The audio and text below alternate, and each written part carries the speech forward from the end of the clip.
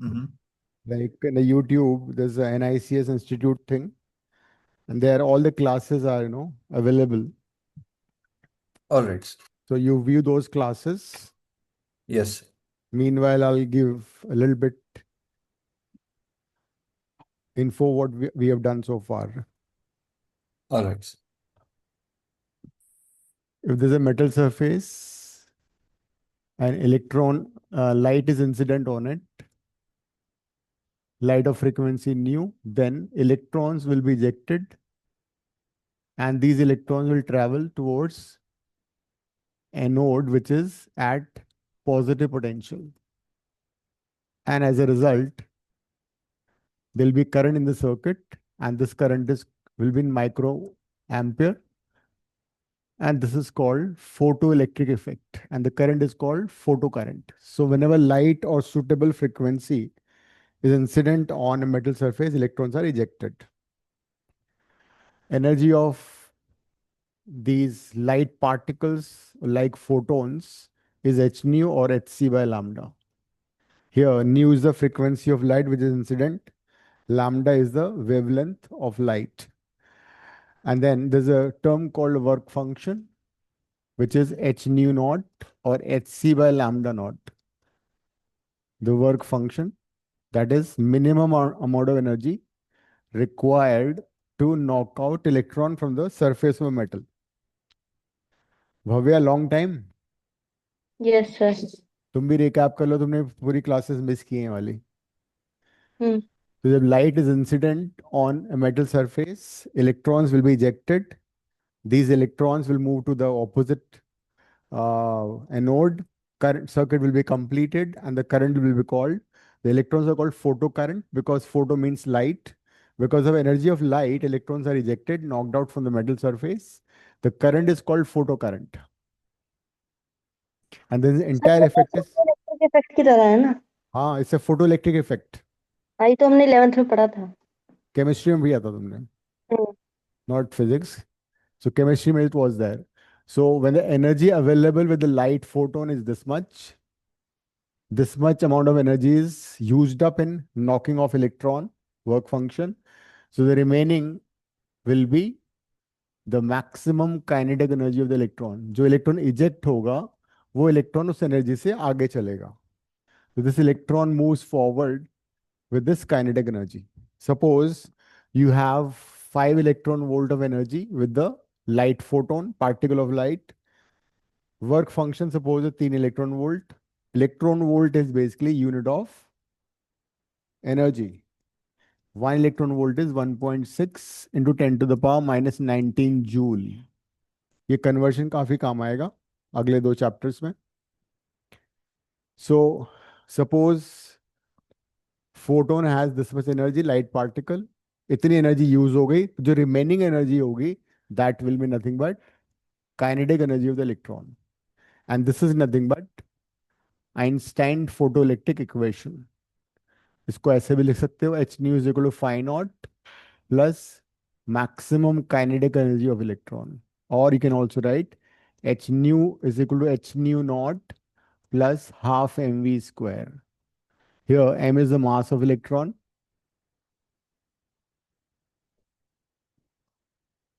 and v is the speed of electron. So this you did in chemistry last year. It was which chapter?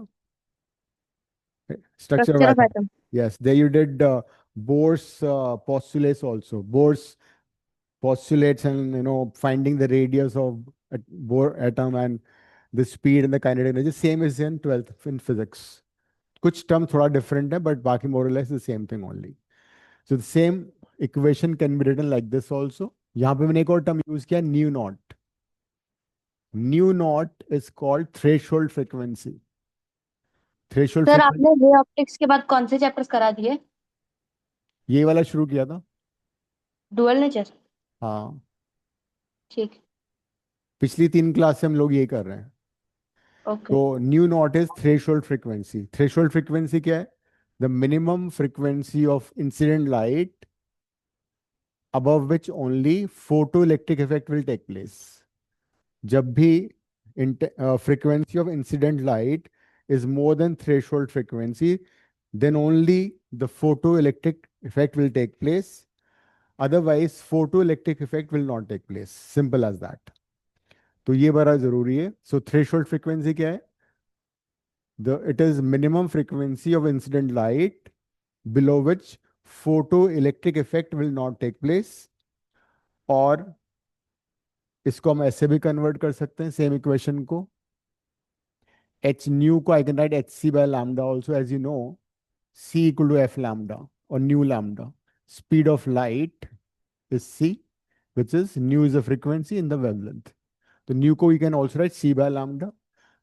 H nu naught को I can write hc by lambda naught plus kinetic energy. So you can write the same equation in various forms. So lambda naught क्या हो गया? Lambda naught हो गया threshold wavelength. Threshold wavelength.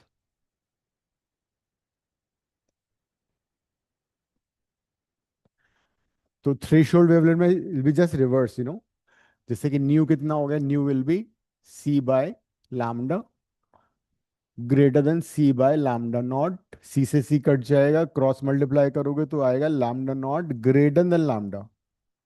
तो wavelength के term will be reverse. Threshold wavelength का मतलब है कि that wavelength above which photoelectric effect will not take place. तो जो इंसिडेंट लाइट है उसकी वेवलेंथ है लैम्डा, थ्रेशोल्ड वेवलेंथ है लैम्डा नॉट. तो इंसिडेंट लाइट की वेवलेंथ थ्रेशोल्ड वेवलेंथ से कम होनी चाहिए. तो threshold wavelength is the wavelength of incident light above which photoelectric effect will not take place. Threshold frequency में रिवर्स था. Threshold frequency was the minimum frequency below which photoelectric effect will not take place. तो ये सारा हमने last class में किया था. फिर एक और चीज, if I reverse this, we have the facility to increase or decrease the voltage. इसलिए इसको बोलते हैं potential divider. We can also reverse the potential. अगर मैं इसको नेगेटिव पोटेंशियल कर दूं, इसको पॉजिटिव बना दूं, I reverse the potential, or you can say we apply potential the opposite direction. So this time anode will be at negative potential. तो क्या होगा? Electron will be repelled by this. So electron को anode पे reach करने में difficulty होगी.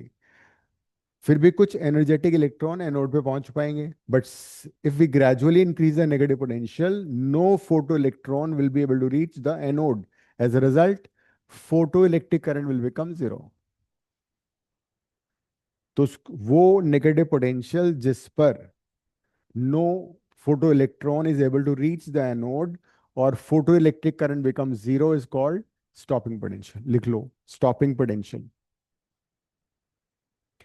Stopping potential को V S T से रिप्रेजेंट करते. Stopping potential is negative, minimum negative value, minimum negative potential is minimum negative potential at which it is minimum negative potential at which photo current will become zero, at which photo current or photoelectric current will become zero. That is, no photoelectron will be able to reach the opposite electrode. That is, no photoelectron will be able to reach to the opposite electrode. पहुंच ही नहीं पाएगा, मतलब photoelectric current zero हो जाएगा. That is, no photoelectron will be able to reach to the opposite electrode. तो जब electron पहुंच ही नहीं पाएगा वहां पे, तो सर्किट कंप्लीट नहीं होगा, तो फोटो करंट जीरो हो जाएगा. This is a relation between V stopping and maximum kinetic energy. This is the relation.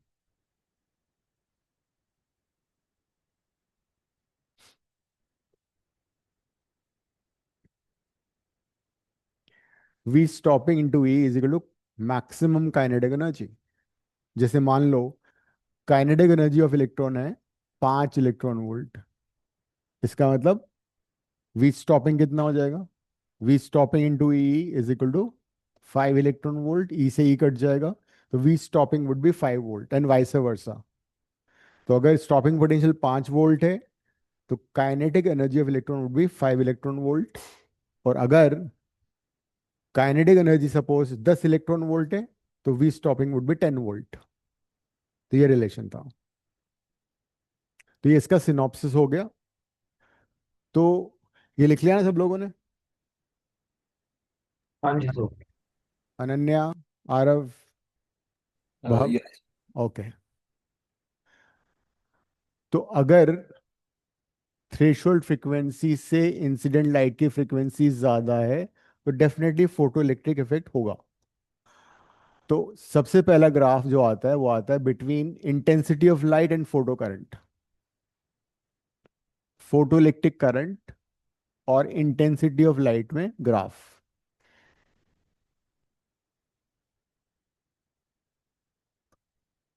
Potential 1 mark question. Now intensity of light क्या होती है?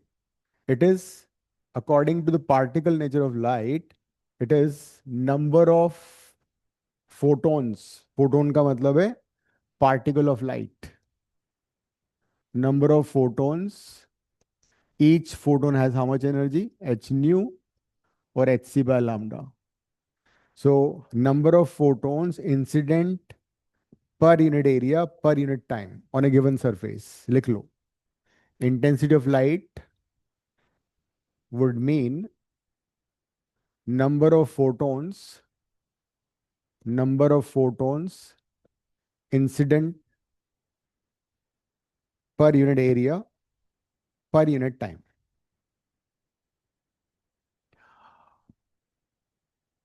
अब फोटो इलेक्ट्रिक इफेक्ट में 1 to 1 इंटरैक्शन होता है, मतलब एक फोटोन एक ही इलेक्ट्रॉन से इंटरैक्ट करता है।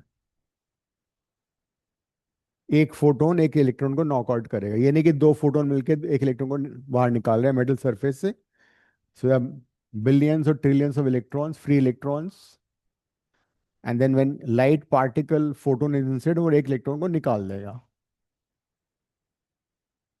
तो 1 electron is interacting with 1 photon, vice वर्सा।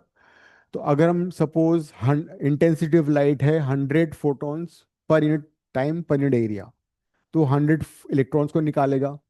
अगर हमने इंटेंसिटी ऑफ लाइट को बढ़ा दिया, सपोज को हमने कर दिया 500, तो वो 1 सेकंड में 500 इलेक्ट्रॉन को निकालेगा।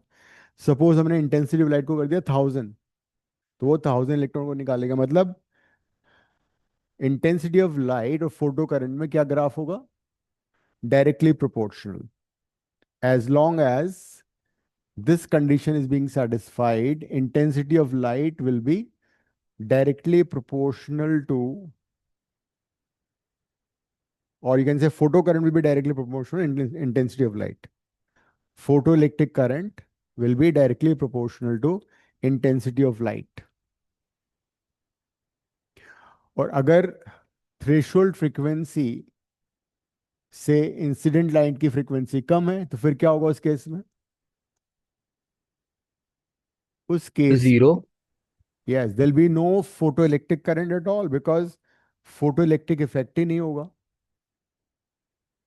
there'll be no photoelectric effect, चाहे हम कितनी ही भी इंटेंसिटी ऑफ लाइट को बढ़ा दें, but still there'll be no photoelectric effect taking place. That's where wave nature of light failed, because according to wave nature of light, अगर हम intensity of light को बढ़ाएं, बेसिकली हम एनर्जी को बढ़ा रहे हैं। तो एनर्जी को हम बढ़ा रहे हैं, कंटिन्यूसली एनर्जी को बढ़ाते जा रहे हैं, तो इलेक्ट्रॉन इजेक्ट होना चाहिए, बट इट डजंट हैपन। तो इसीलिए आइंस्टाइन ने इसको एक्सप्लेन किया यूजिंग पार्टिकल, कि भाई लाइट की जो energy is not a continuous energy, it is in form of packets. तो इंटेंसिटी बढ़ाने से तुम एक फोटोन की एनर्जी नहीं बढ़ा रहे हो। जब तुमने इंटेंसिटी ऑफ लाइट बढ़ाया तो मैंने भी बताया था number of photons per unit area per unit time. Suppose 100 photons incident थे per unit area per unit time, n/80, 100 था, और एक फोटोन की एनर्जी है सपोज 2 इलेक्ट्रॉन वोल्ट, जबकि वर्क फंक्शन है 2.5 इलेक्ट्रॉन वोल्ट। तो सबसे पहली बात, एक फोटोन एक इलेक्ट्रॉन से इंटरेक्ट करेगा, हाँ गज से। तो और ये वेवलेंथ का ग्राफ कैसा होगा जब इनवर्स लाइक उल्टा हो जाएगा फिर उसमें, कैसे लाइक? इनवर्सली प्रोपोर्शनल हो जाएगा ना। अच्छा, इसमें तो आ ही नहीं रहा ना, वेवलेंथ कहीं भी नहीं आ रहा है। हाँ लेकिन किसका इफ यू हैव टू किसके मेक किसके साथ? थ्रेशोल्ड वेवलेंथ अगर हम बनाएं कि जब थ्रेशोल्ड नहीं वेवलेंथ। नहीं, थ्रेशोल्ड वेवलेंथ तो मेटल का, see the work function is nothing to do with incident light. Work function का मतलब है minimum amount of energy required to knock off electron, जो कि मेटल पे डिपेंड करता है। हर मेटल का अपना अपना वर्क फंक्शन होता है। कुछ okay. Metals easily electron give away कर देते हैं, जो कि इलेक्ट्रो पॉजिटिव होते हैं फर्स्ट ग्रुप और second group of periodic table में। तो उनका वर्क फंक्शन बहुत कम होता है, सोडियम पोटेशियम वगैरह का। ओके। तो वर्क फंक्शन से रिलेटेड है threshold wavelength, threshold frequency. They are function of the metal, they are nothing to do with incident light. ठीक है। ठीक है सर। हाँ जी। तो एंड सर, हाँ, अगर हमसे लाइक कोई क्वेश्चन आता है तो हम क्या लिखेंगे? That light is a particle nature और a wave nature? Dual nature. Dual nature, okay. Yes, light ठीक। Behaves as a particle, light behaves as a wave. हमने कई सारे फिनोमेना वेव नेचर से एक्सप्लेन किए थे, रिफ्लेक्शन, रिफ्रैक्शन, इंटरफेरेंस, डिफ्रैक्शन, वो सब में हमने वेव नेचर कंसिडर किया। तो इस फर्स्ट फिनोमेना को हमने, आइंस्टाइन गेव ना? हाँ, पार्टिकल नेचर ऑफ लाइट। सो पहले आइंस्टाइन ने दिया कि पहले हाइजेंस ने दिया? पहले देखो, सबसे पहले तो Huygens and Newton they were contemporary 16 hmm. Century में। तो सबसे पहले न्यूटन ने लाइट को पार्टिकल नेचर माना था, लेकिन वो डिस्प्रूव हो गया था। फिर हाइगन्स ने उसी टाइम में अपनी थ्योरी प्रपोज की थी, but he didn't publish it. तो उसकी डेथ के बाद वो पब्लिश हुई है, वेव नेचर ऑफ लाइट। तो हाँ वेव जी। नेचर से बहुत सारे फिनोमेना एक्सप्लेन हो गए। 20th सेंचुरी में आके ये डिस्कवर हुआ photo electric effect, quantum physics. ठीक ओके। है, मॉडर्न फिजिक्स। तब वेव नेचर से इसको एक्सप्लेन करने की कोशिश की। जैसे यहाँ पे तुम देखो, ये अगर कंडीशन है और तुमने इंटेंसिटी ऑफ लाइट बढ़ा दी, तो according to wave nature of light, intensity is continuous energy. तो हाँ अगर जी। इंटेंसिटी को हम बढ़ाएंगे तो पार्टिकल, इलेक्ट्रॉन निकलना चाहिए। इलेक्ट्रॉन हम्म। लेकिन इजेक्ट नहीं हो रहा है, इसका मतलब light is not continuous energy, it's not a wave but is a particle, packets of energy. तो जैसे मैं तुम्हें एक्सप्लेन कर रहा था कि सपोज एक इलेक्ट्रॉन के पास एनर्जी, फोटोन के पास एनर्जी 2 इलेक्ट्रॉन वोल्ट है, वर्क फंक्शन 2.5 है। तो एक इलेक्ट्रॉन एक फोटोन से अट्रैक्ट कर रहा था, मतलब इनफ एनर्जी नहीं है, तो वो उसको नहीं निकाल पाएगा। ठीक है। तो अगर ठीक मैं है सर। इंटेंसिटी को 100 कर दूं फोटॉन्स, या 200 कर दूं, या 2000 कर दूं, ये तो कंडीशन रहेगी हमेशा। हम्म। तो मतलब कभी भी लाइट का फोटोन इलेक्ट्रॉन को इजेक्ट नहीं कर पाएगा।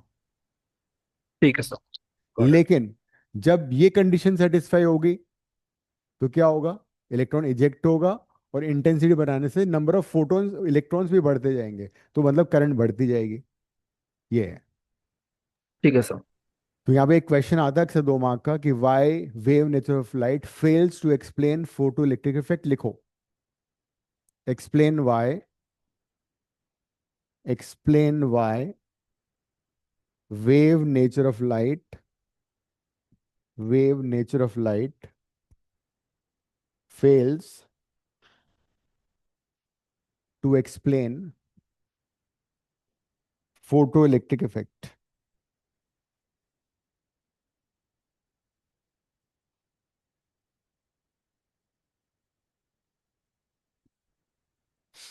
लिखो आगे, according to wave nature of light, इसका answer, according to wave nature of light,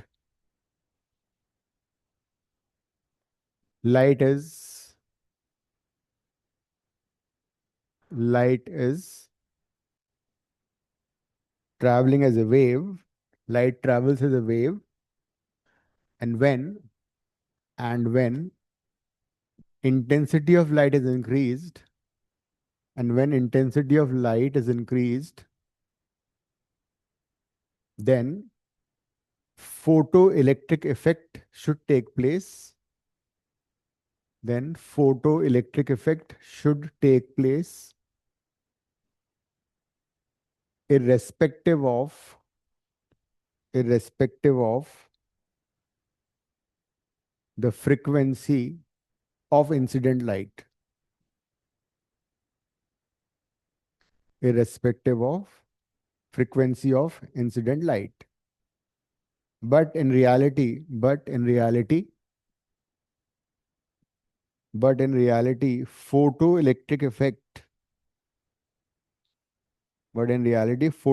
effect, takes place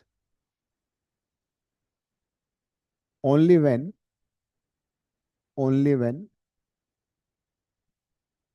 frequency of incident light, only when frequency of incident light is more than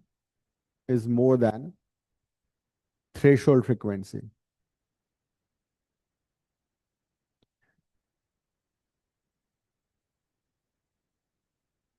Because light behaves as a particle,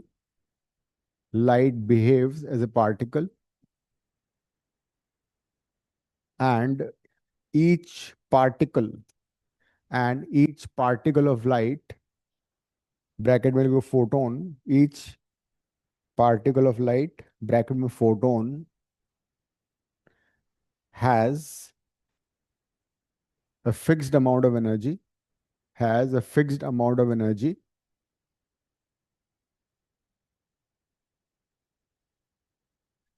which is related to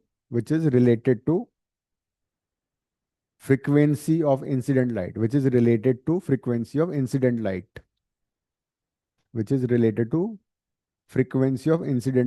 bracket में लिख लो E is equal to h nu, capital E is equal to h nu. Capital E क्या है? Energy of the photon, and new is the frequency of incident light. एक बार बोलना क्या लिखा है मैंने, कौन बोल रहा है? गरिमा बोलो.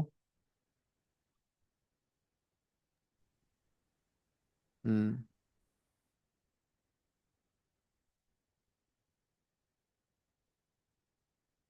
हम्म.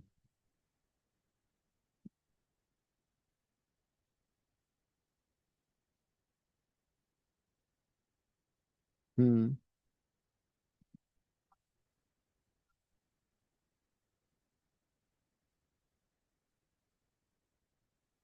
Right.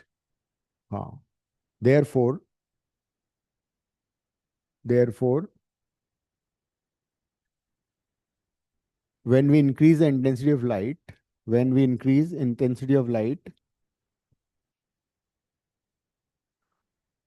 only number of photons incident per unit time will increase.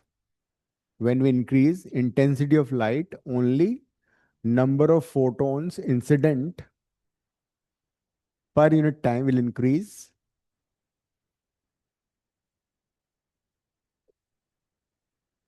When we increase intensity of light, only number of photons incident per unit time will increase, but not the energy of photon.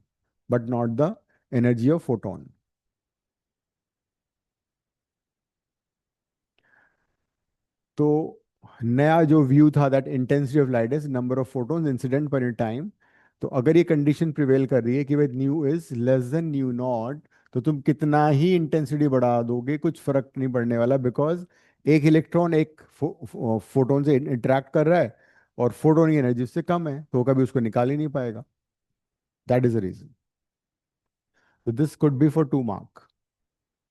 तो जब threshold frequency से कम है, इसका मतलब ये हुआ H nu is less than H new not. इसका मतलब ये हुआ energy of photon is less than work function. 500 रुपए का पिज्जा है, 400 रुपए तुम्हारे पास है, ठीक है, तो एक पर्सन एक पिज्जा खरीद सकता है.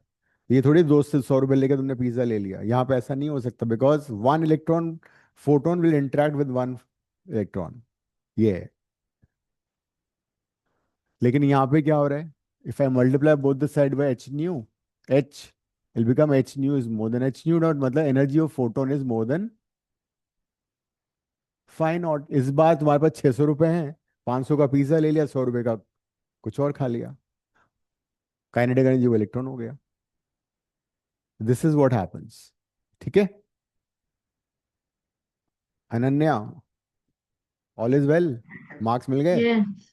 नहीं सर, अभी नहीं। एग्जाम हो गए? Yes sir. बिल्कुल भी नहीं मिले? नहीं सर, मतलब जीरो? अभी नहीं अच्छा, मिले। ऑल राइट, आगे बढ़ते हैं हम। तो ये now you know the stopping potential concept. इस स्टॉपिंग पोटेंशियल नेगेटिव पोटेंशियल है ना? तो let's plot few more graphs.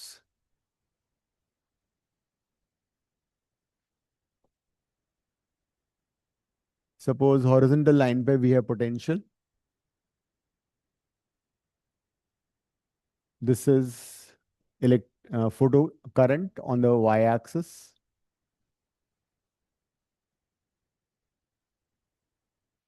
ये पॉजिटिव पोटेंशियल है, ये जीरो पोटेंशियल, ये नेगेटिव पोटेंशियल है, मतलब स्टॉपिंग पोटेंशियल नेगेटिव साइड वाला पोटेंशियल है।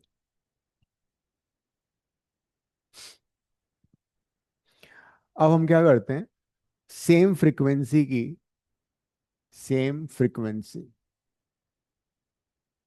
बट डिफरेंट इंटेंसिटीज की लाइट लेते हैं।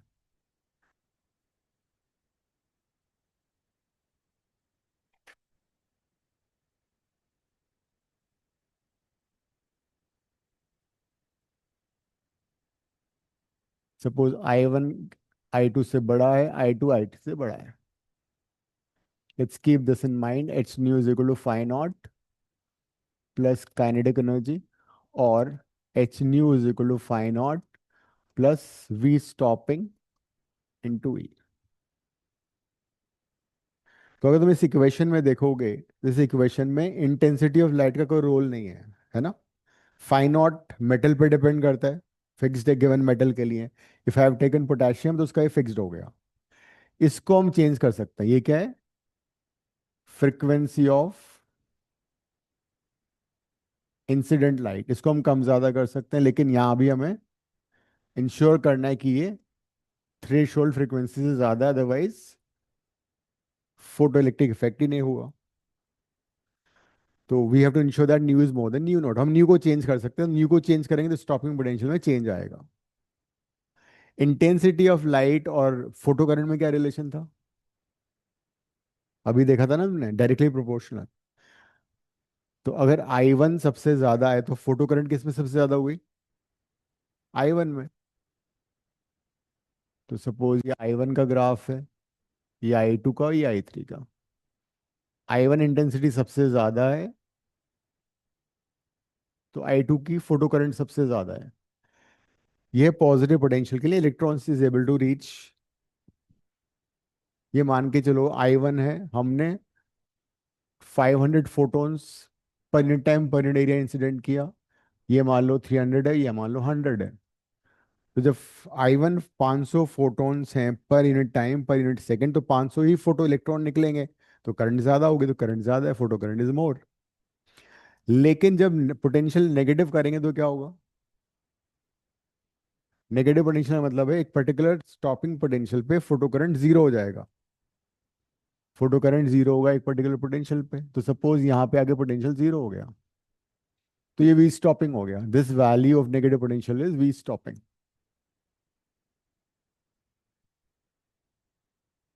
इनफैक्ट इसका भी वी स्टॉपिंग सेम होगा और इसका भी सेम होगा। Can you explain why?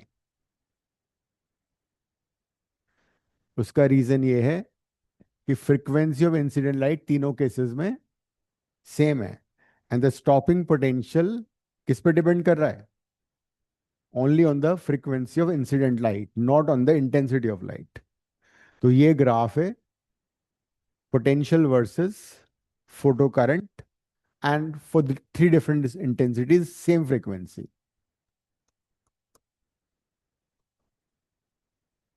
इसमें कोई डाउट है तो पूछो, अदरवाइज इसको समझो जानो, फिर हम आगे बढ़ेंगे।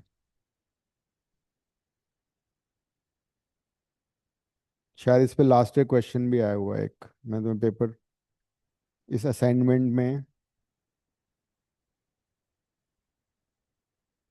नहीं दूसरे ग्राफ पे आया हुआ है वो।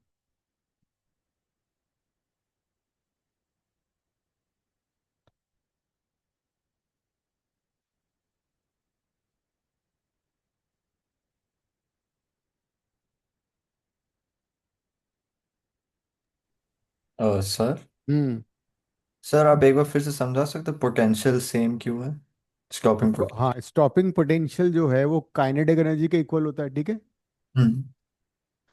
और जैसे मैंने बताया, सपोज इलेक्ट्रॉन के पास तीन, फोटोन के पास जो लाइट एनर्जी इंसिडेंट है, ये मेटल सरफेस है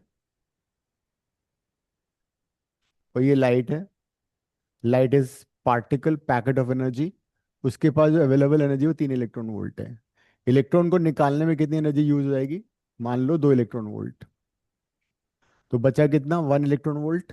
and that will become the maximum kinetic energy of the electron. तो मतलब वो इलेक्ट्रॉन उस काइनेटिक एनर्जी से आगे बढ़ेगा। राइट? यहाँ तक बात समझ में आ रही है? हाँ जी सर। तो जब काइनेटिक एनर्जी से वो आगे बढ़ेगा, तुमने क्या किया?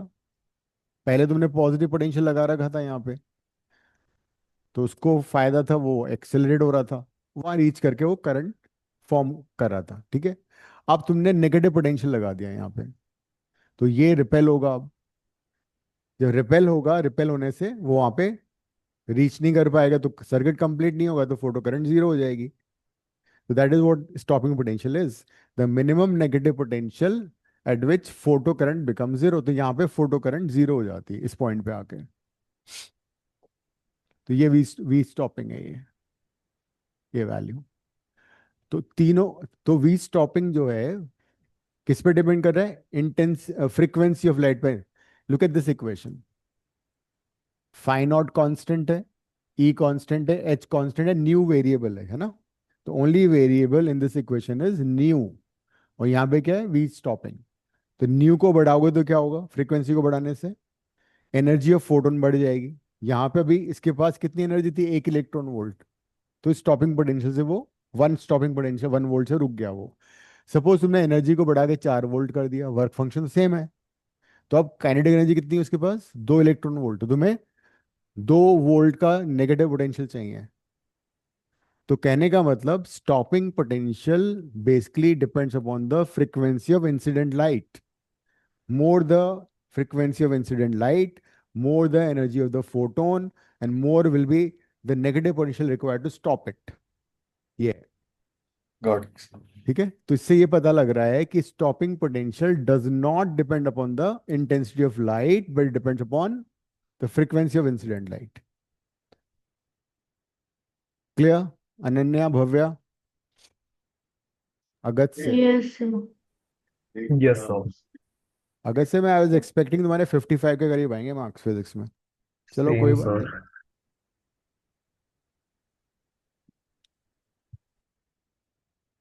सिमिलरली इसका मैं एक्सपेक्ट कर 45 लाएगी है। अब हम दूसरा केस लेते हैं जिसमें हम फ्रीक्वेंसी डिफरेंट ले लेते हैं, इंटेंसिटी सेम लेते हैं। सेम इंटेंसिटी, सेम इंटेंसिटी की लाइट, लेकिन 3 अलग अलग frequencies. μ1 is more than μ2 is more than μ3, and similar graph, positive potential, negative potential, and this is the potential। इस बार इंटेंसिटी सेम है, मतलब नंबर ऑफ फोटॉन्स इंसिडेंट पर unit area per unit time constant है तीनों frequencies के लिए। ये photo current है वाई एक्सिस पे। तो इतना तो मुझे मालूम है कि भाई एंड में जाके ग्राफ और वन लाइन में मीट हो जाएगा, है ना, बिकॉज तीनों की इंटेंसिटी अगर बड़ा बराबर है, मतलब तीनों में सब मान लो 300 फोटॉन्स इंसिडेंट है पर यूनिट टाइम, तो 300 फोटोन का मतलब 300 इलेक्ट्रॉन निकलेंगे, 300 इलेक्ट्रॉन का मतलब सेम करंट होगी, तो अल्टीमेटली करंट तो सेम हो जाएगी। But what about stopping potential? हमने अभी देखा that stopping potential is function of frequency of incident light, इस पे डिपेंड करता है ये। तो अगर फ्रीक्वेंसी ऑफ लाइट हम बढ़ाएंगे तो what happens to the stopping potential? बढ़ेगा वो तो, राइट। जब फ्रीक्वेंसी ऑफ इंसिडेंट बढ़ाओगे तो मतलब एनर्जी अवेलेबल ज्यादा हुई ना। भाई तब तुम्हारे पास 500 रुपए थे, 400 का तुमने लिया पिज्जा, 100 रुपीज बच गए, कुछ और खा लिया, 600 रुपये मिल गए।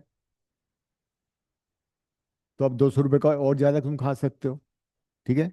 700 अगर कर दोगे तो ये तो फिक्स्ड है स्टॉपिंग पोटेंशियल, और 300 रुपये एक्स्ट्रा हो गए। बर्गर भी ले लिया आधा, उसने बर्गर आधा काट के दे दिया, बर्गर खा लो यार, बच्चे हैं।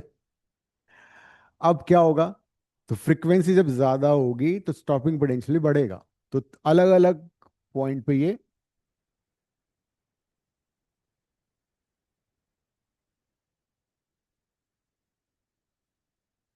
The stopping potential would be different this time.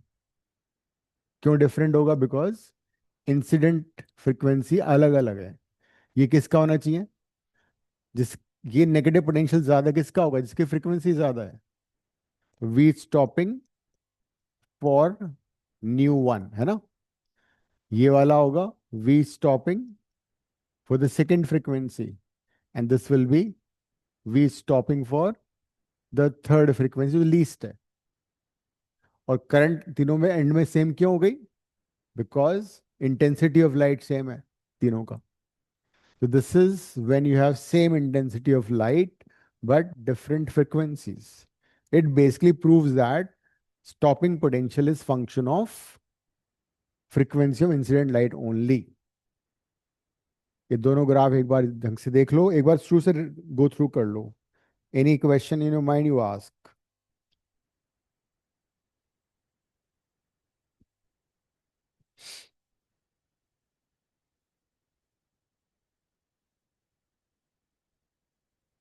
Arav, you go through the wave nature of light के notes because I'll be conducting a test on wave nature of light, ठीक है?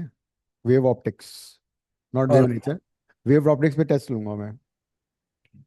सर कैश कब होगा? Test अभी नहीं, मतलब 1 week के बाद होगा कम से कम। तो mean value go through first, सबसे पहले वेव ऑप्टिक्स के नोट्स, ठीक है। Okay sir.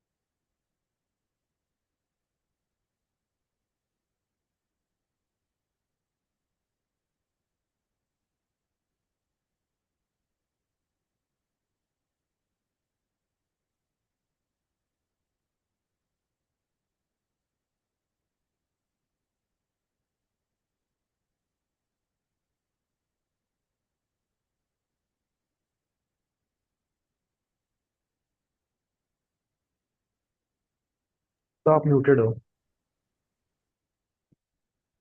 एक क्वेश्चन आएगा 3 मार्क का, that state laws of photo electric effect. Laws of photo electric effect. First law,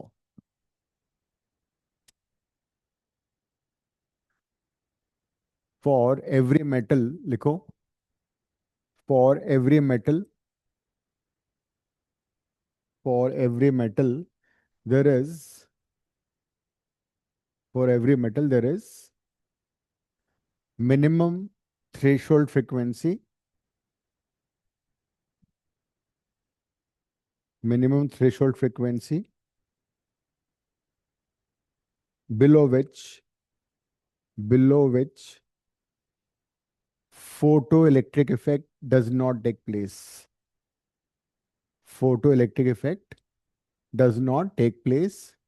bracket में लिख लेना new more than nu not where nu is frequency of incident light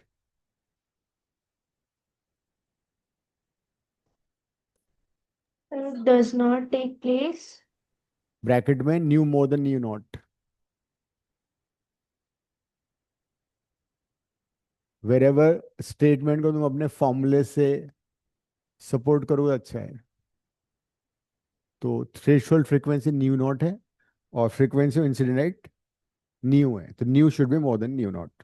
जो हमने लिखा उसको मैथमेटिकली भी हमने लिख दिया। तो जब टीचर इसको देखेगा तो मार्क्स मिल जाएंगे without reading your what you have written. Second, in photo electric current, photo electric current और photo current is directly proportional to photoelectric current, or photo current is directly proportional to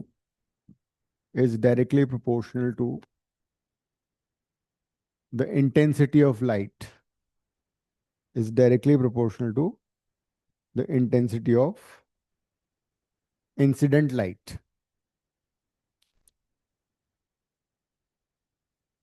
और इसी को भी हम support करते हैं diagram से।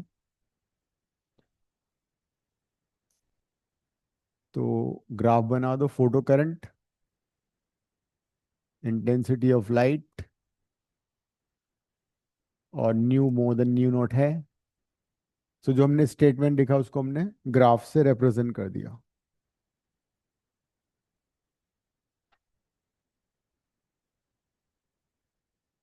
Next लिखो, stopping potential, stopping potential of a given metal, stopping potential of a given metal surface or of a given metal does not depend upon does not depend upon does not depend upon the intensity of incident light।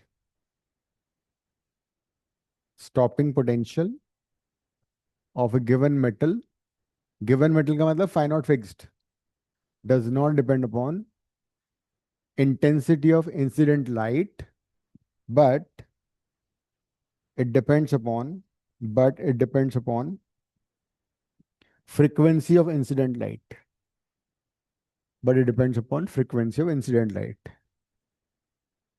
It does not depend on intensity. Yes, it does not depend upon intensity but depends upon frequency of incident light। now stopping potential की जगह kinetic energy भी लिख सकते हैं, because stopping potential and kinetic energy both are more or less equal only। and the last point, fourth point, is photoelectric effect is an instantaneous process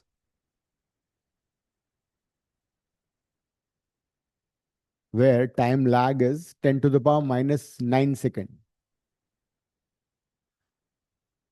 Photoelectric effect is an instantaneous process where time lag is 10 to the power minus 9 second।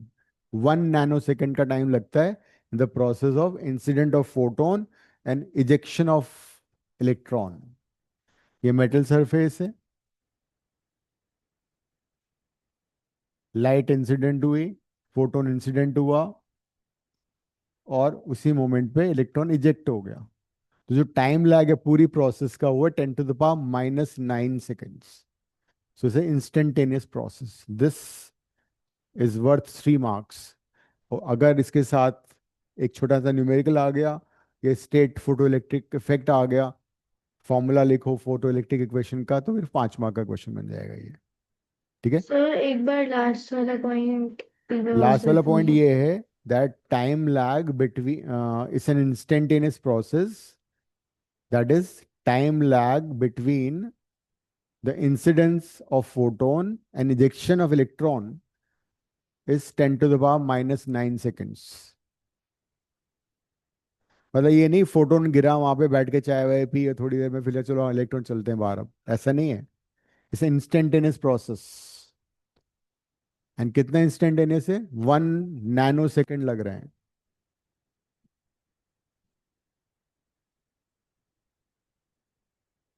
ठीक है, बाकी मैं दो graph और थोड़ा recap कर देता हूँ जो मैंने लास्ट क्लास में कराए थे, उसमें न्यूमेरिकल आते हैं। H nu is equal to phi naught plus kinetic energy. Kinetic energy versus frequency का ग्राफ मैंने लास्ट क्लास में कराया था, तो रिकैप कर देता हूँ।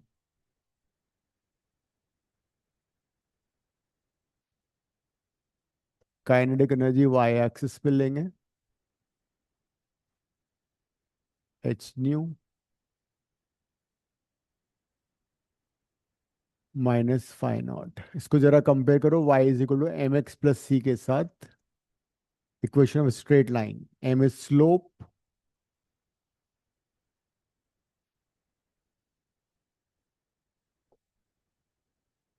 on x-axis we have frequency, on the y-axis we have kinetic energy। तो स्लोप कितना होगा इसका जरा देखो, कंपेयर करो दोनों को। स्लोप आएगा h, तो अगर ये एंगल थीटा है तो इसका स्लोप हो जाएगा h, tan theta is h। तो they might give you the graph and they'll ask you find the value of Planck's constant using the graph। तो इसका जो स्लोप होगा वो Planck's constant की वैल्यू देगा। तो मैं लास्ट क्लास किया था। हाँ, कुछ लोग थे नहीं ना, भव्य याद नहीं थी तुम्हें। और इसको बैकवर्ड प्रोड्यूस करोगे तो आएगा वर्क फंक्शन, वाई इंटरसेप्ट हो जाएगा, and this point would be threshold frequency.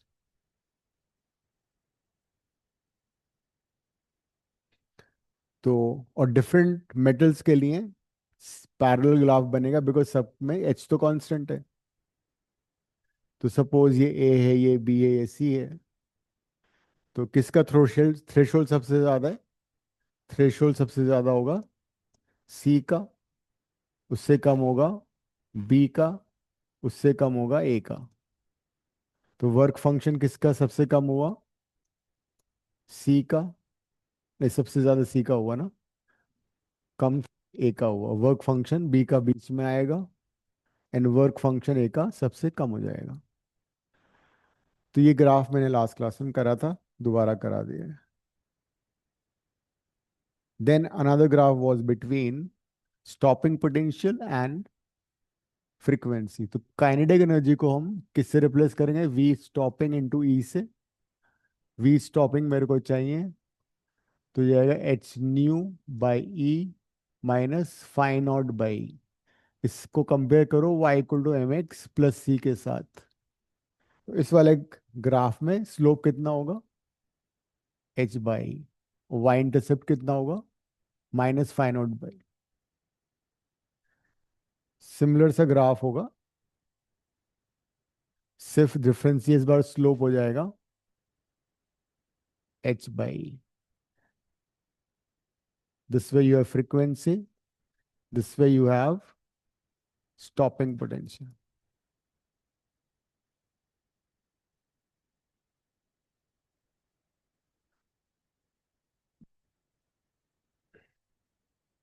So we saw that light is behaving in a dual manner, sometimes as a wave, sometimes as a particle.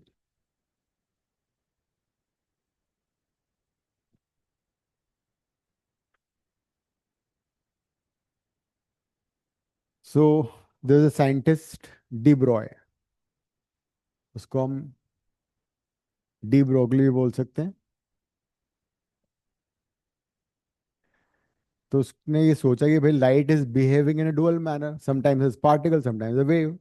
So he said that since light is behaving as a particle and wave both, a particle can also behave as a wave in some cases. A moving particle can behave as a wave. And that was nothing but de Broglie hypothesis. तो एक wave particle की तरह behave कर सकती है, तो एक particle can also behave as a wave. और you can say wave nature can be associated with a moving particle, and this was nothing but de Broglie hypothesis। तो ये last part of the topic है, लिखो de Broglie hypothesis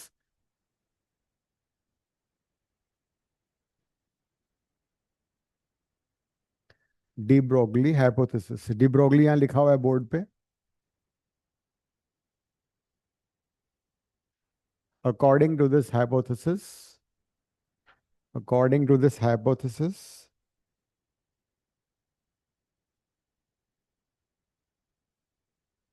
a moving particle, a moving particle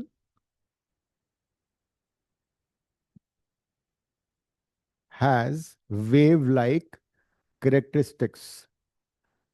A moving particle has wave-like characteristics. और कई वे से तुम explain कर सकते हो। और wave nature can be associated, wave nature can be associated with a moving particle. Wave nature can be associated with a moving particle.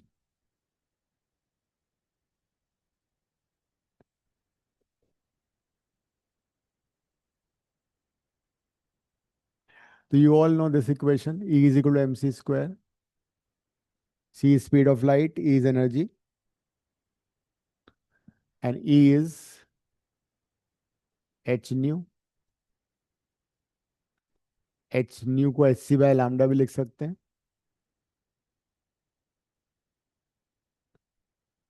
और h by m into c would be lambda, or h by mass into velocity is momentum.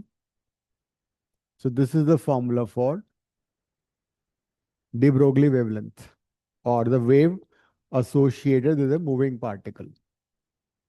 Wavelength associated with a moving particle का formula है h by p. P is momentum.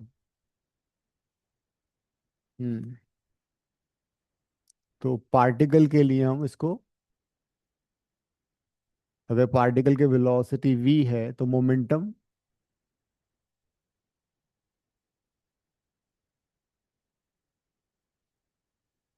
m into v भी कर सकते हैं। v is the velocity.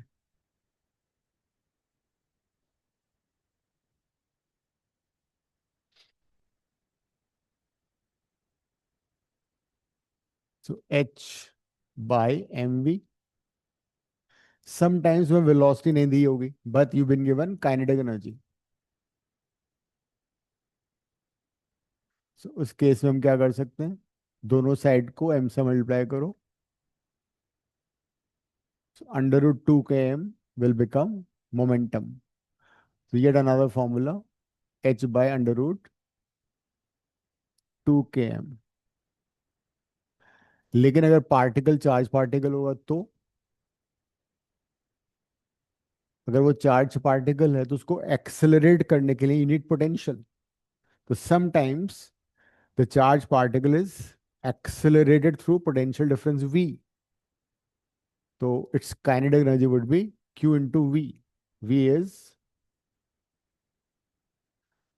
potential difference through which the charged particle is accelerated. तो तुम्हारा formula ये भी हो सकता है 2q capital v m. Capital v यहाँ पे पोटेंशियल है, वेलोसिटी नहीं है. तो depending upon situation you can decide which formula to be used.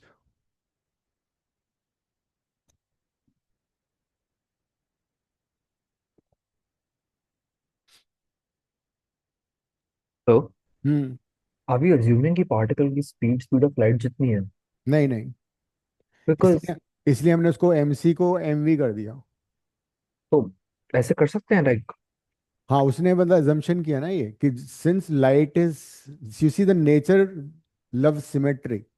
जो स्ट्रक्चर ऑफ एटम के अंदर हो रहा है, न्यूक्लियस है, न्यूक्लियस के अराउंड इलेक्ट्रॉन्स ऑर्बिट कर रहे हैं.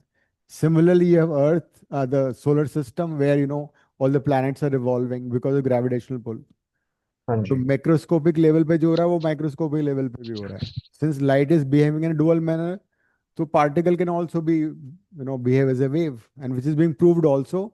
वो एक्सपेरिमेंटल वेरिफिकेशन तुम्हारे सिलेबस से हट चुका है, लेकिन अब डेविसन जर्मर एक्सपेरिमेंट, तो एक्सपेरिमेंटली प्रूव हुआ है कि अगर फास्ट मूविंग इलेक्ट्रॉन है तो they behave like a wave. मतलब कैसे पता लगा? They undergo diffraction, interference. Because diffraction and interference are the properties of wave. तो मूविंग इलेक्ट्रॉन को डिफ्रैक्ट किया, इंटरफेरेंस भी उन्होंने फॉलो किया, मतलब a fast moving electron is behaving like a wave. It's been proved. ठीक है, ओके सर। क्वेश्चन करो, या तो असाइनमेंट, चलो एक एक दो क्वेश्चन ऐसे ले लो, या असाइनमेंट में भी होने चाहिए ऐसे कुछ।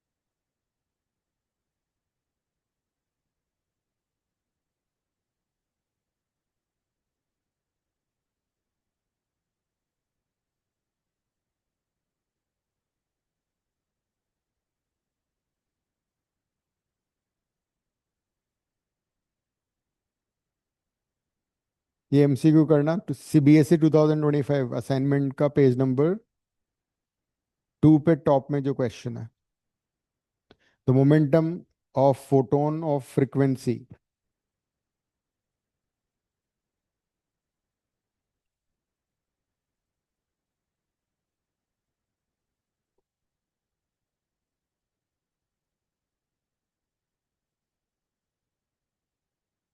the momentum of photon of frequency 6 into 10 to the power 14 hertz is,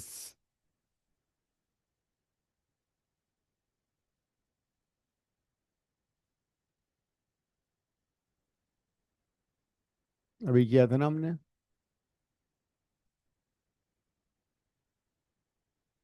मैं फ्रीक्वेंसी दे रखी है उसकी,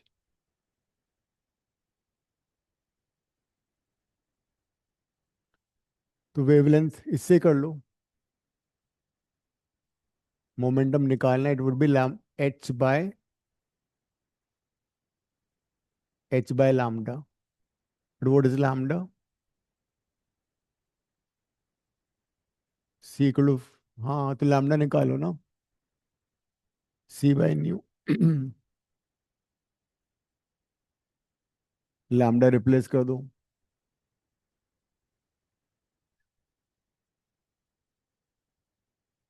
so momentum would be h nu by c,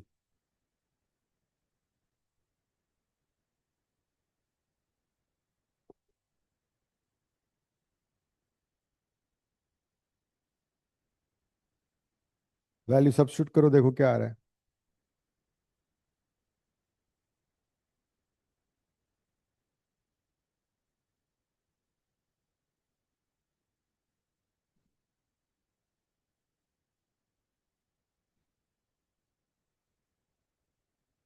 1.10 आ रहा है, इंटू 10⁻⁻48। अच्छा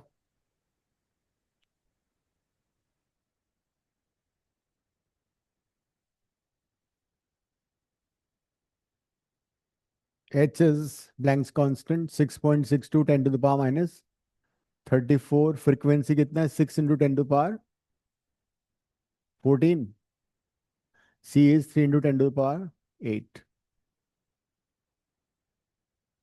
सी और सी कैंसिल नहीं हो जाएगा? हाँ सी और सी कैंसिल नहीं हो जाएगा? c कहाँ आ रहा है ऊपर, h nu by c है ना ये तो, अच्छा वो ठीक है। लैम्डा को रिप्लेस किया ना तुमने, हाँ जी।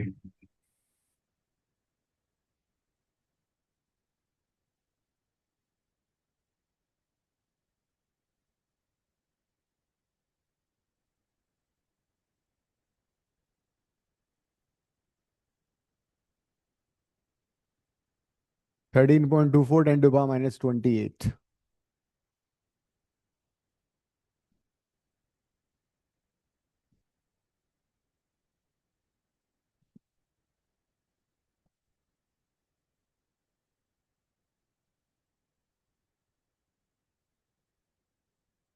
ठीक है।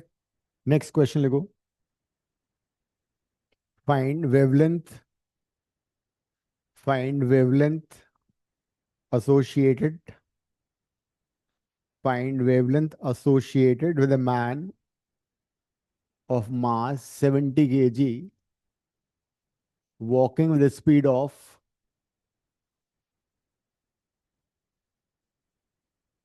man of mass 70 kg walking with a speed of 54 km per hour. Find wavelength associated with a man walking with a speed of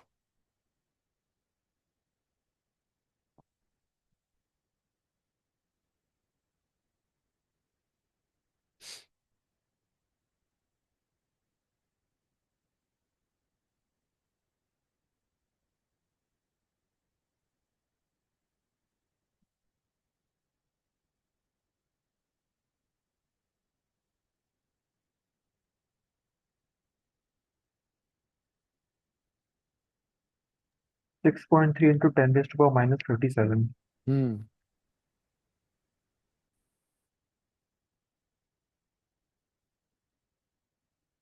अब जरा देखो ये वेवलेंथ जो आ रही है कितनी कम आ रही है. That is why it's difficult to, identify the wave nature.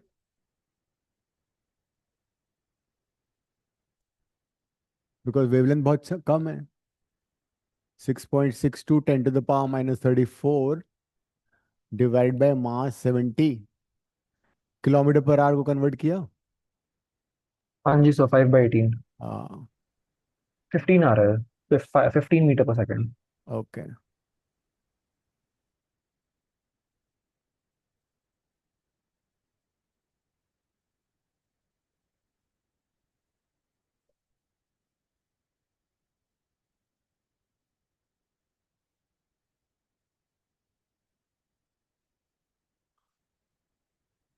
6 point something आ रहा है ना. हाँ जी sir 6.30 into 10 raised to minus 34 37. Hmm. तो वेवलेंथ इतना नेग्लिजिबल है, that's why it's difficult to figure out इसका वेवलेंथ. ये वेव नेचर नहीं हम पता कर सकते. Second part of the question में I am giving you a proton. Mass of proton होता है 1.66 into 10 to the power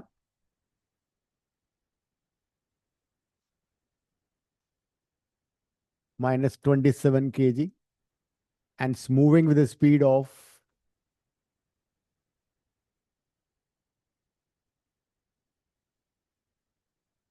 6.62 into 10 to the power 6 meter per second. करो.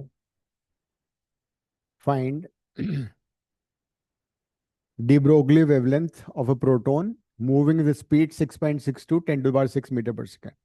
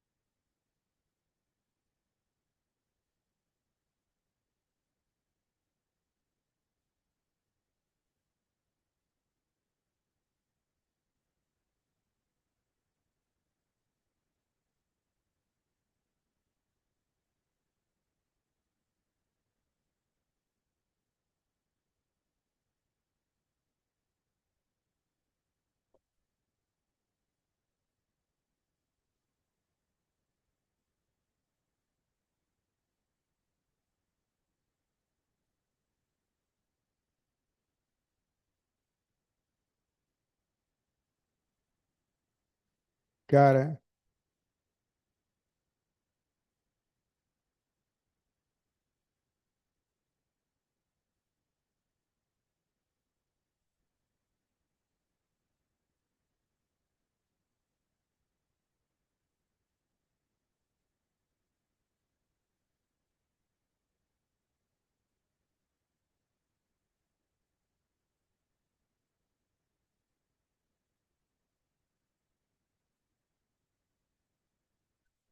Lambda is 6.62 10 to the power minus 34. Mass is 1.66 10 to the power minus 27.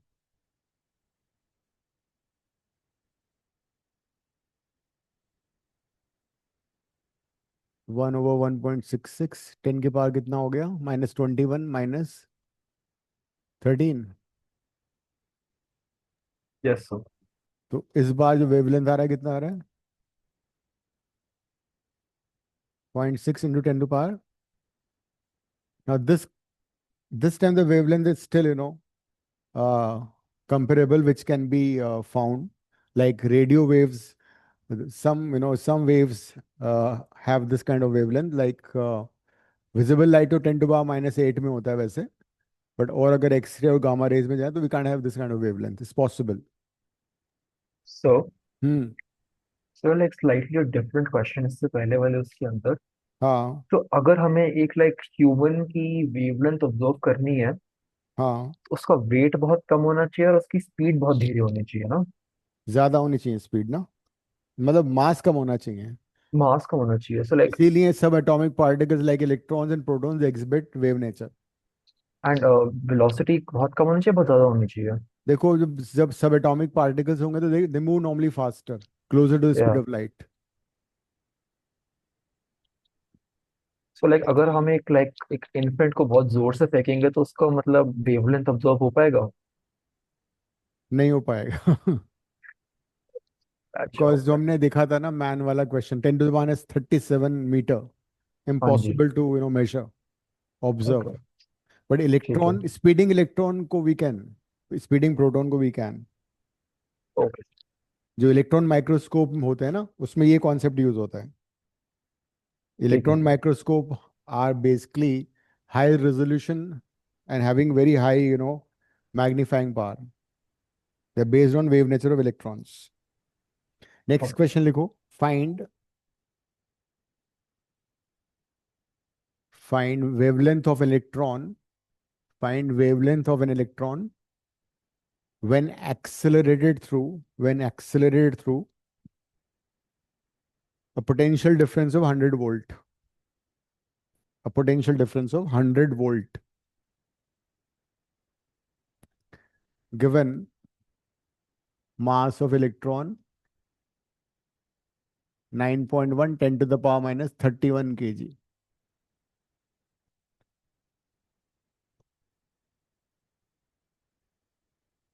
कर लो.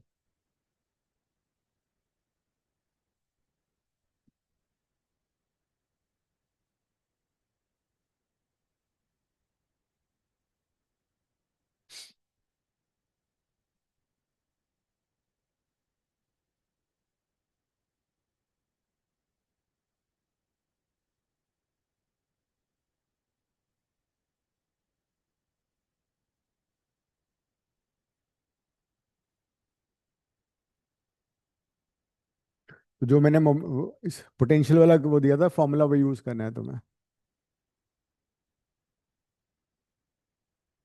Lambda is equal to h by √2q vm, ये है ना.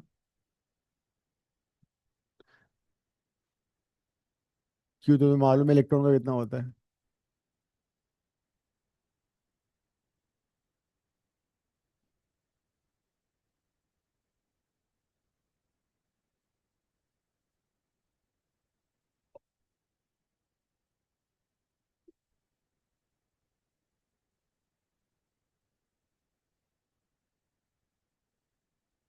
तो 1.22 into 10⁻⁻10।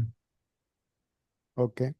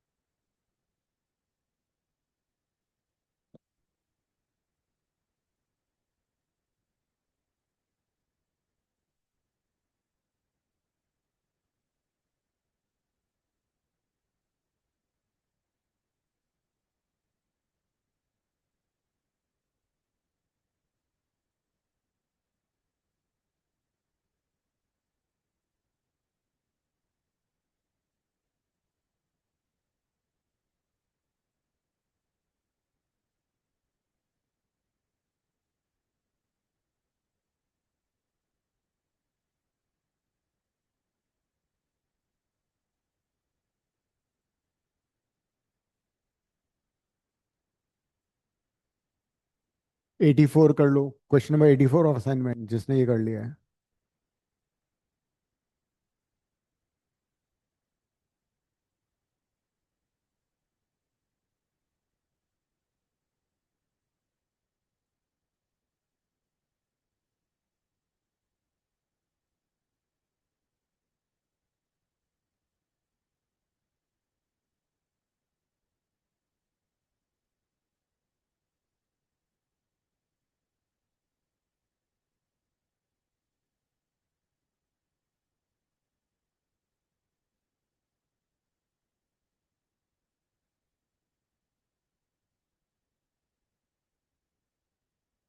चाहो थोड़ा approximation कर सकते हो तुम। पहले पावर्स क्लब कर लेते हैं, 9.1 को 9 ले लेते हैं, 10 - 20 हो जाएगा ये, -20, देन दिस वुड बी -18, -49।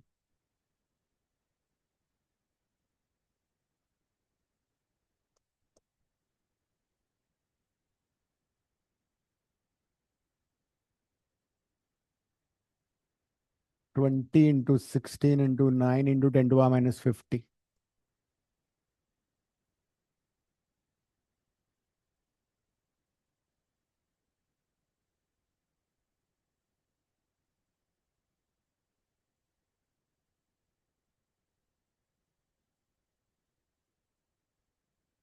16 बार आ गया 4, 9 हो गया 3, 10 - 25 √20।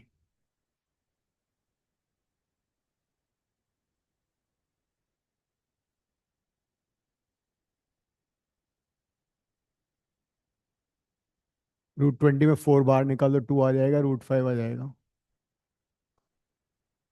66.2, 10 - 10 √5 कितना 2.23 होता है, then you solve.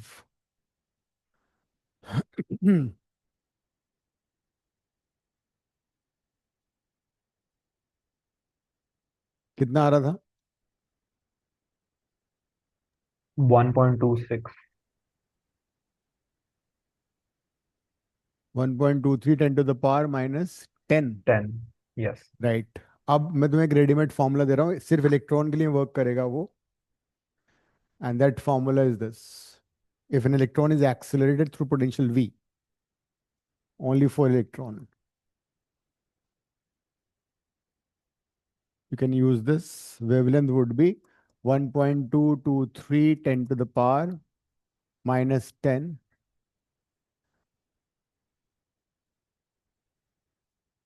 -9 divide by √V। ये एक फॉर्मूला है,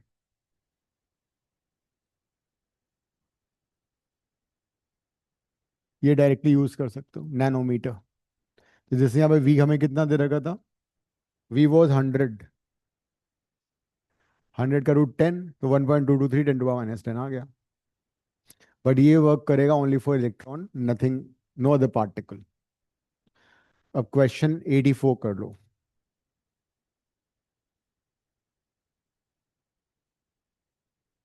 असाइनमेंट का क्वेश्चन 84।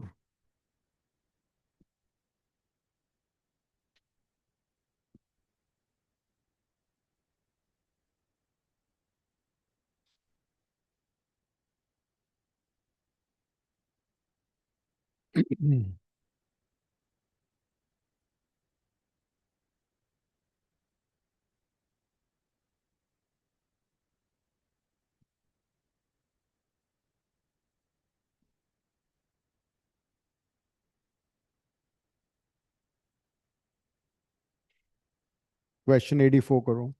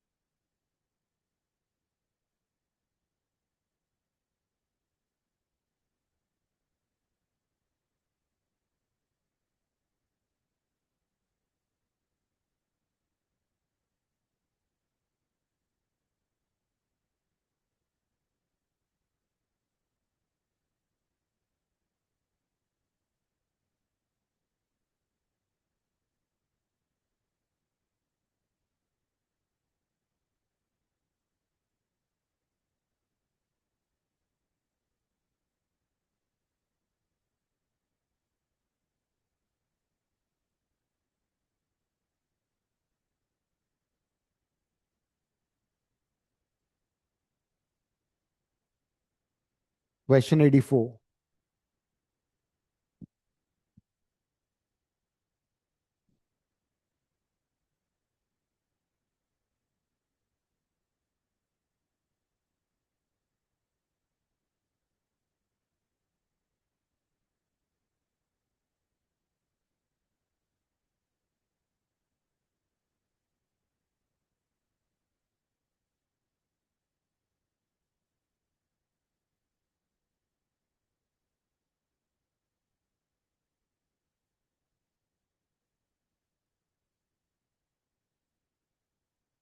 हो गया? 84 हो गया?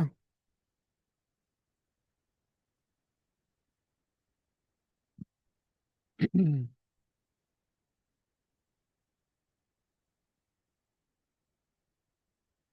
84?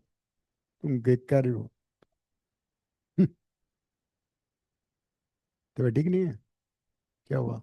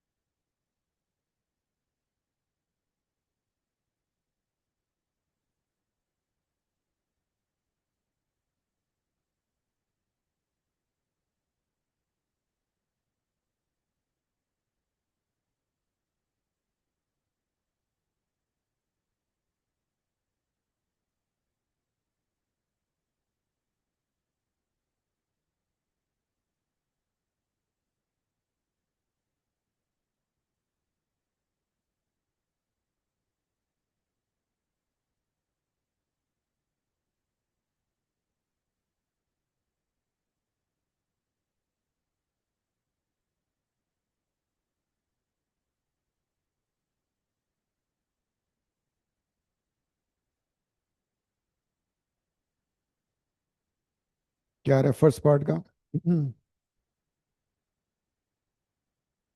द फर्स्ट पार्ट मोमेंटम पूछा है उसने. Kinetic energy has been given to you.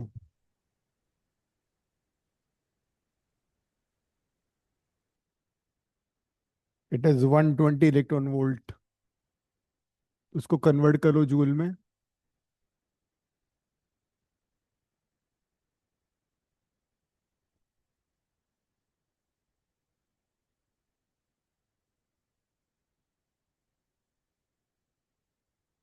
And then you know how to find momentum using kinetic energy. Momentum is under root 2 km. So 2 into 12 into 16 into 10 to power minus 19. And mass कौन सा particle है ये? Electron. Electron. तो इसका answer 5.91 into 10⁻⁻⁻⁻⁻⁻⁻⁻⁻⁻⁻ आ रहा है. हम्म. ये तो बाहर ही आ गया. इसका 4 बाहर आ सकता है. 4 3. दिस इज 2 बाहर निकाल दिया. √6 into 10 to power minus 50. √6 is 2.44. Remember these numbers.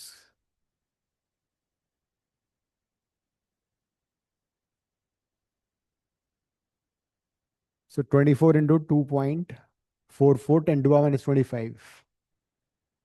This is the momentum.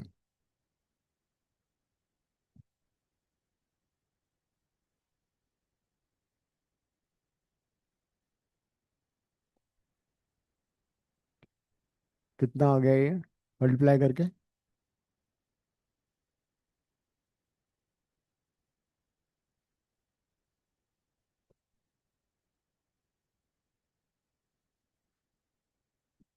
और फिर स्पीड कैसे निकलेगी? m into v.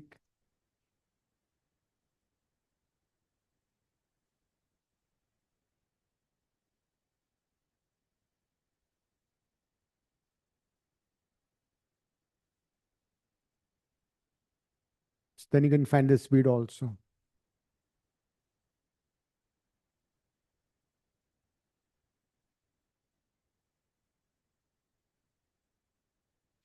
580/91, 10 to the power 6.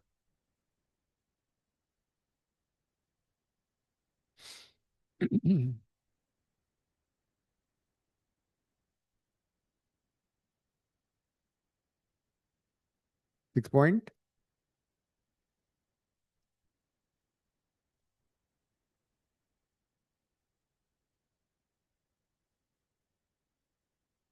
And then you can find the wavelength also. वैसे अगर इसकी काइनेटिक एनर्जी 120 इलेक्ट्रॉन वोल्ट है, इसका मतलब इसका एक्सेलरेटिंग वोल्टेज इज 120। और सिंस ये इलेक्ट्रॉन है तो तुम इसमें ये वाला फॉर्मूला भी यूज कर सकते हो, 1.223 nanometre divide by under root V. Since kinetic energy is 120 electron volt, it is being accelerated by 120 volt. But since you have momentum, you can do that way also. Since तुम्हारे पास momentum already आ चुका है, तो you can also use this.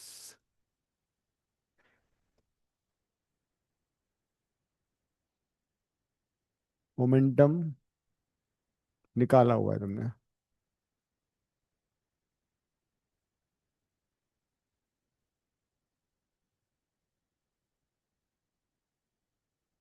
दोनों से same answer आएगा। Since kinetic energy of electron is 120 electron volt, the accelerating voltage should be 120 volt. तो जो straight forward formula था ना वो यूज कर लिया मैंने, 1.223 नैनोमीटर डिवाइड बाय 120। और else we have momentum, so we can use this also. क्या आएगा इससे?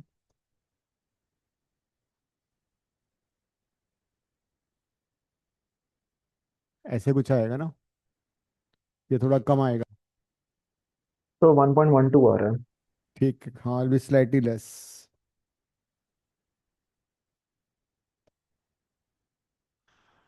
एंड 120 का रूट निकाल सकते हैं यहाँ पे।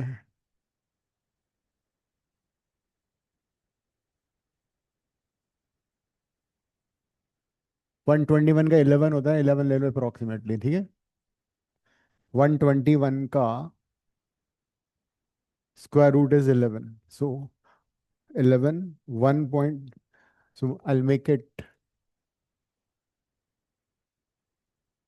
so I think it'll be the same only. So I use this formula and this formula, दोनों से सेम आंसर आ रहा है।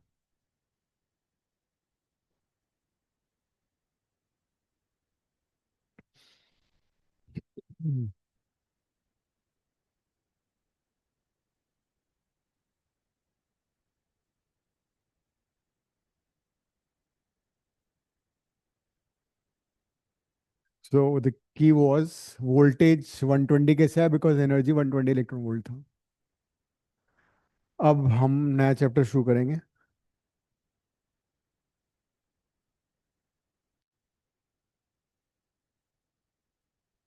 एटम्स एंड न्यूक्लियर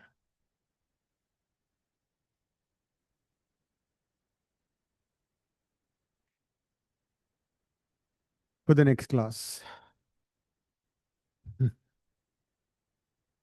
ठीक है, तो start preparing for wave optics का test, 1 hour 25 marks। And then next class में Friday we start with atoms nuclei, nuclei, EI होगा वो। सर वेव ऑप्टिक्स का टेस्ट कब होगा? वेव ऑप्टिक्स का बताओ कब रखना है, फर्स्ट वीक ऑफ अक्टूबर रख लो, आफ्टर दशहरा, तो ठीक है, 2 अक्टूबर, थर्ड फ्राइडे। ठीक है। सर नेक्स्ट वीक रख लो। वो तुम लोगों के चक्कर में पड़ गया ना, कभी टेस्ट नहीं हो पाएगा साल में, सीधा बोर्ड के बाद होगा फिर टेस्ट। नहीं, तो 4th के 3rd नेक्स्ट अक्टूबर रख सकते हो? हाँ 3rd अक्टूबर के बाद, लाइक 3rd अक्टूबर रख सकते हो आप? हाँ, 3rd के बाद रख लेंगे, ठीक है। ठीक है sir. Okay, bye sir. Bye Thank you, sir. Bye. Bye.